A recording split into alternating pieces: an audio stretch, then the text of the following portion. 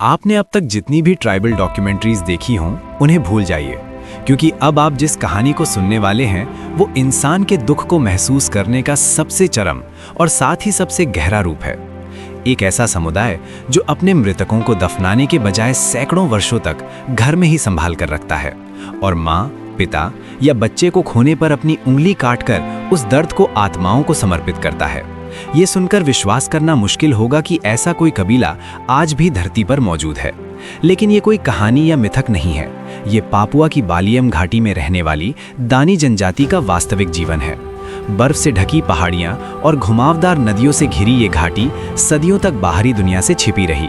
1938 में जब एक डच हवाई सर्वेक्षण ने इस क्षेत्र की खोज की, तब दुनिया को पहली बार पता चला कि यहाँ इंसान भी रहते हैं।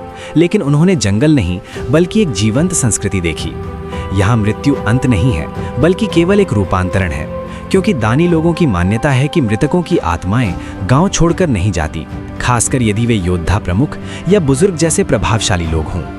इसीलिए आप जो शरीर अभी देख रहे हैं वो कोई मूर्ति या संग्रहालय की प्रतिमा नहीं, बल्कि दानी जनजाति के पूर्व युद्ध प्रमुख और पूर्वज आगत मातेई मबेल का वास्तविक शरीर है। सैकड़ों साल पहले मृत्यु होने के बावजूद आज भी वो काले पड़े शरीर और खुली आंखों के साथ गांव की ओर देखते हुए खड़ा है। इसे सुरक्षित रखने के लिए स्मोक ममिफिकेशन नाम की एक बेहद कठोर प्रक्रिया अपनाई गई थी। मृत्यु के बाद महीनों तक शरीर को आग के ऊपर सुखाया गया, विशेष पेड़ों के धुएं और पशु चर्बी से त्वचा को सड़ने से बचाया गया। इस शरीर को वे छिपाते नहीं, क्योंकि ये डर का प्रतीक नहीं बल्कि उनकी संस्कृति और आत्मा का हिस्सा है। लेकिन दानी जनजाति के बारे में दुनिया में सबसे ज्यादा चर्चा जिस पर होती है वो है उनकी उंगली काटने की परंपरा।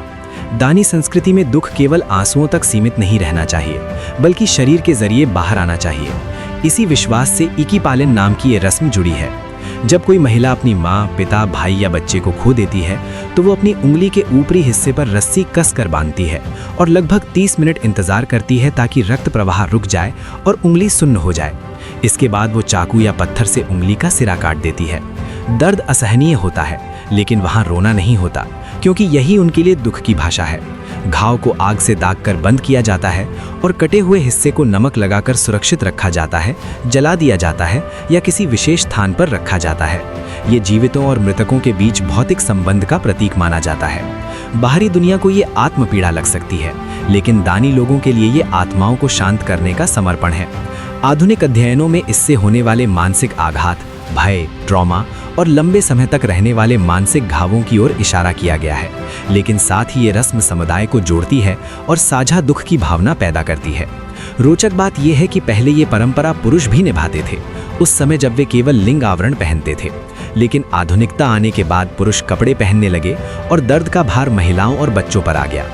दानी लोग अपने युद्ध नायकों को मम्मी बनाकर सजाते थे और जिन दुश्मनों को उन्होंने मारा होता था उनके प्रतीक के रूप में हार पहनाते थे। बाहरी दुनिया को भयावह लगने वाली ये परंपराएं उनके लिए गर्व का विषय हैं। उनकी संस्कृति में सुअर केवल भोजन नहीं बल्कि संपत्ति और सम्मान का प्रतीक है। इसलिए बड़े समारोहों में ही सुअर की बलि दी जाती है और जमीन में खोदे गए ओवन में घंटों पकाया जाता है, बिना नमक, बिना तेल, बिना किसी मिलावट के, पूरी तरह प्राकृतिक भोजन। सबसे पहले बच्चे खाते हैं क्योंकि वे जनजाति का भविष्य हैं। पहले ये जनजाति नियमों के साथ युद्ध करके सामाजिक संतुलन बनाए रखती थी, लेकिन आज ये बदलाव के मोड़ पर खड़ी है। शिक्षा, सड़कें और आधुनिक दुनिया धीरे धीरे यहाँ पहुँच रही हैं। उंगली काटने जैसी परंपराएं अब प्रतिबंधित हो चुकी हैं, लेकिन गांव की बुजुर्ग महिलाओं के हाथों पर आज भी पुराने दुख के निशान दिखाई देते हैं। दानी जनजाति की ये परंपरा अकेली नहीं है। दुनिया के कई हिस्सों में इंसानों ने दुख व्यक्त करने के लिए अपने शरीर का उपयोग किया है। बाल काटना, शरीर को जलाना, हाथों को घायल करना, दुख सार्वभौमिक है, लेकिन उससे निपटने के तरीके अनगिनत हैं। ये कहानी हमें एक ही बात याद दिलाती है कि इंसान कितने अलग अलग तरीकों से जीता है, दुख महसूस करता है और याद करता है। परंपरा और बदलाव के बीच खड़ी दानी जनजाति की ये अनोखी संस्कृति आज भी हमें सवाल पूछने पर मजबूर करती है कि क्या हम दुख को सही तरह से महसूस करते हैं या हम उसे छिपा देते हैं। अगर ये वीडियो आपको सोचने पर मजबूर करता है तो दुनिया की ऐसी ही अनोखी संस्कृतियों और छिपी हुई मानवीय कहानियों के लिए चैनल को सब्सक्राइब करें। एक लाइक और एक शेयर ऐसी कहानियों को दुनिया तक पहुंचाने में बड़ी मदद करता है। अगली वीडियो तक जिज्ञासा जिंदा रखिए।